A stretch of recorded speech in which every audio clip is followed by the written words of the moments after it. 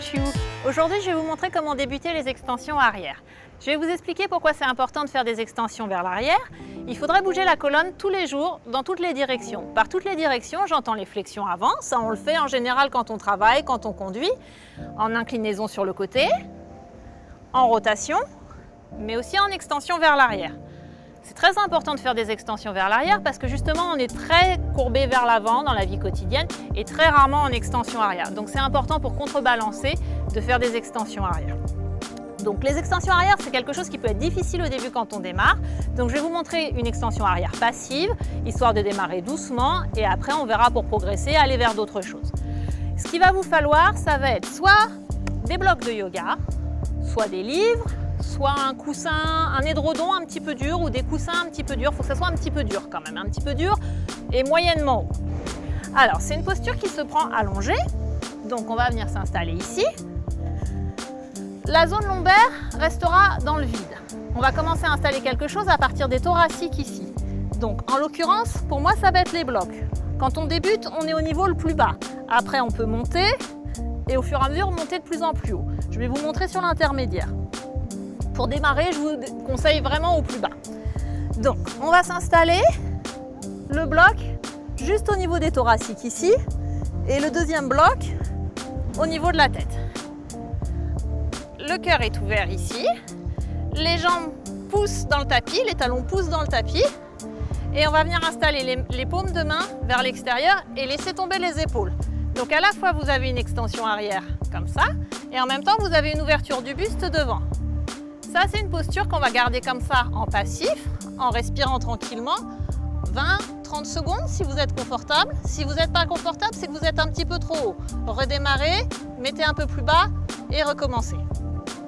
Donc la respiration est ample et profonde. Avec le temps, vous pourrez passer à 1 minute, 2 minutes. À ça, on peut aussi ajouter les mains pour faire une extension des épaules. Donc dans ces cas-là, on va amener les mains l'une contre l'autre. Les bras tendus, les coudes sont en rotation vers l'intérieur et on va venir ici chercher vers l'arrière. Donc selon la souplesse de vos épaules, peut-être vous serez là, peut-être un peu plus et peut-être complètement en bas. Une fois que vous êtes au maximum, vous pouvez laisser faire la gravité, garder les coudes à l'intérieur, les laissez pas venir s'ouvrir ici et rester un petit peu. À nouveau, vous pouvez rester 20 secondes, 30 secondes ou un petit peu plus longtemps. Une autre possibilité pour cette posture, ça va être de venir mettre les jambes ici pliées, les pieds l'un contre l'autre et de laisser tomber les genoux avec la gravité. Donc les pieds poussent l'un contre l'autre, les genoux sont ouverts et on retrouve la même chose avec les mains. Et c'est aussi déclinable avec la version avec les épaules, les mains l'une contre l'autre et on va chercher derrière.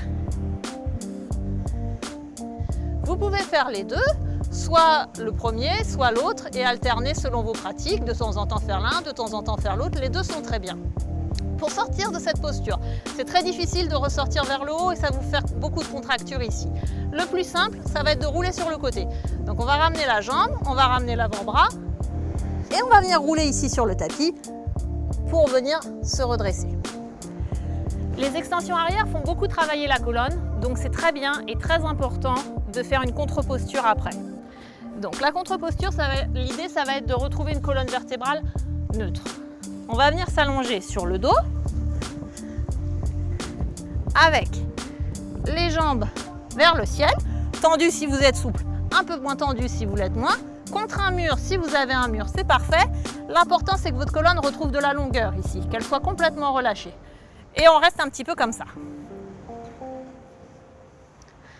Après être resté comme ça une vingtaine de respirations, on va faire ce qu'on appelle le Shavasana.